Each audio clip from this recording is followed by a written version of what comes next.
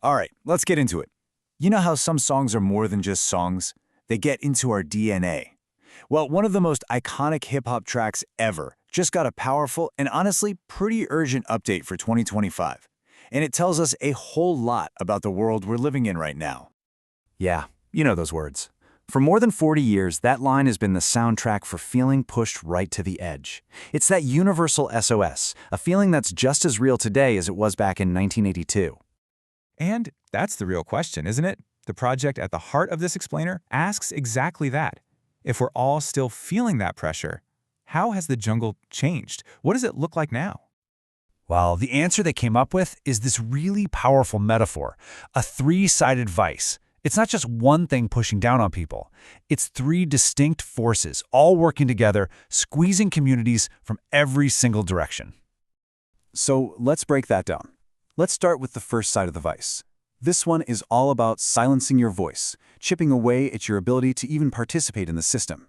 Now, to be clear, we're not talking about signs that say you can't vote. It's way more subtle than that. It's things like super strict ID laws or closing polling places in certain neighborhoods. All these little hurdles that make it just a little bit harder for some people to have their say. And you can just feel that frustration in the new lyrics, right? This isn't some abstract political theory. It's the real feeling of standing in line for hours, knowing the game feels rigged against you before you even get inside. And the story that goes with this project makes this so concrete. The main character, a woman named Marcia Lane, she keeps this corkboard she calls the ledger. It's her map, a map of all the little things, the closed clinics, the unfair police stops, a grassroots record of a community being slowly, quietly erased. Okay, so let's move to the second side of this vice, because it builds. If the first side attacks your power inside the system, this next one attacks your ability to speak out outside of it. It's about who gets to control public space. And this is where it gets kind of spooky, right? It's not just about police anymore. We're talking about a whole web of surveillance cameras, drones, and even private security firms that have zero public accountability.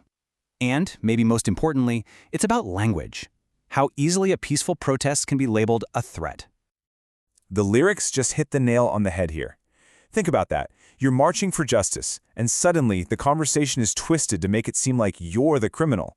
It completely changes the risk involved in just speaking your mind. In the story, this becomes terrifyingly real. Lane's brother, Khalil, he's a poet, and he doesn't get arrested by police in a public way. No, he gets taken, abducted by private contractors because his words were seen as inspiring unrest. His art was labeled a weapon, and he just disappeared. Which brings us to the third and final side of the vice. And this one might be the most insidious of all, because it's about hollowing out the very things that help a community survive all the other pressures. This is that slow grind. It's the community center that loses its funding, the local health clinic that has to close its doors, the school that can't afford new books. It's taking away the safety net, piece by piece, until there's nothing left to catch you when you fall.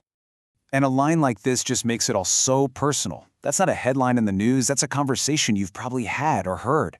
It's that daily weight of trying to get by in a world that feels like it wasn't built for you to succeed. And this is our hero, Lane, in the story. She is literally the last line of defense. She's keeping her community center open with her own money because all the official support is gone. She is personally holding back the tide. So, wow. The project lays out this pretty intense picture, this three-sided vice squeezing from all directions, which leads to the biggest question of all. What do you do? I mean, how do you even begin to fight back against something like that? And the answer this project offers is, well, it's profound. It argues that the answer isn't just resistance. See, resistance is reactive. It's pushing back against the old system on their terms. The story suggests a different path, restoration. Restoration is proactive. It's about building something new. You're not just fighting the old world, you're creating a new one right in its cracks.